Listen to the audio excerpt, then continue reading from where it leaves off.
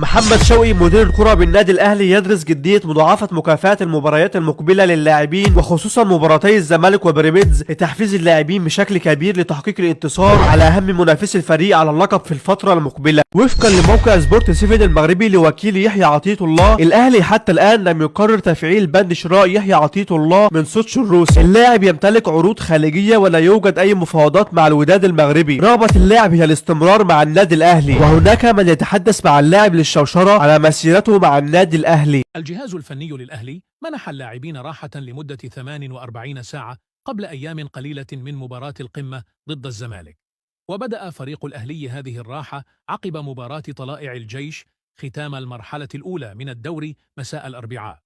وقتها لم يكن يعلم الجهاز الفني للأهلي أن الفريق سيواجه الزمالك يوم الثلاثاء المقبل في افتتاح المرحلة النهائية من الدوري. كما تأكد الجهاز الفني من جاهزية المدافع ياسر إبراهيم بعد تعافيه من الإصابة، حسبما علم فيما يعاني نيتس غراديشار من إجهاد بسيط، على أن يتحدد موقفه بشكل كامل بعد استئناف التدريبات.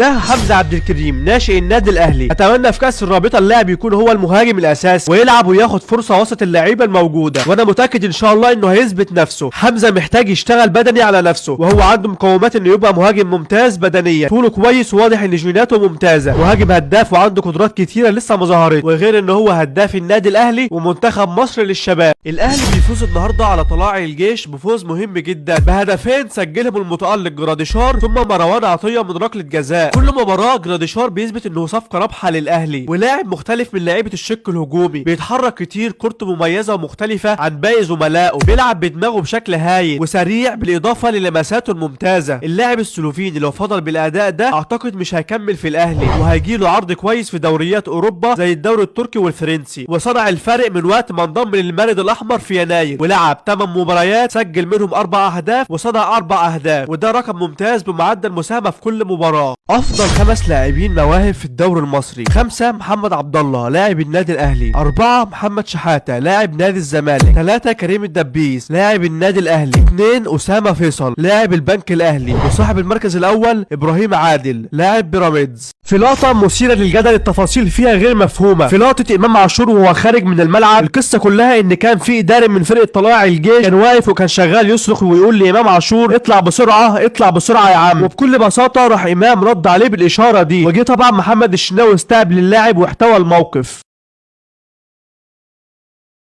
تركيز كبير من مارسيل كولر مع يحيى عطية الله في التدريبات لتجهيزه بافضل طريقه ممكنه للمشاركه مع الفريق في المرحله القادمه، وذلك في ظل قناعته الكبيره باللاعب المغربي. عمر الساعي ينتظر بفارغ الصبر مباريات كاس الرابطه للحصول على فرصه المشاركه في ظل وجود اتجاه بالاهلي لخوض المباريات بالعناصر البديله وبعض عناصر فريق 2005. حاله من التردد الكبيره في الاهلي في مساله شراء مصطفى العش نهائيا بسبب عدم تقديم اللاعب مردود جيد حتى الان. الاهلي ينفي انباء تجدد اصابه المغربي اشرف داري وغيابه عن مباريات الفريق القادمه، وطبيب الاهلي يرفض استعجال قفشه في العوده من الاصابه ويطالب اللاعب بالصبر والتمهل قليلا حتى لا تتجدد اصابته مجددا. يحيى عطية الله سيخضع لفحص طبي واشاعه جديده في المنطقه التي يجرى عليها الجراحه قبل السماح له بالمشاركه في التدريبات. ياسر ابراهيم سوف يبدا الجري حول الملعب خلال ساعات بعد ان تعافى من الاصابه بمسك في العضله الخلفيه. المباراه القادمه للنادي الاهلي، الفريق بيدخل تدريبات اليوم استعدادا لمباراه طلائع الجيش المقرر اقامتها يوم الاربعاء القادم الجوله 17 في منافسات الدوري الممتاز. استمرار غياب طاهر محمد طاهر عن الاهلي وتحسن ملحوظ في حاله قفشه. الاهلي يقترب من حسم ملف تجديد رامي ربيعه بعد ارتباط اسم اللاعب بانديه الخليج.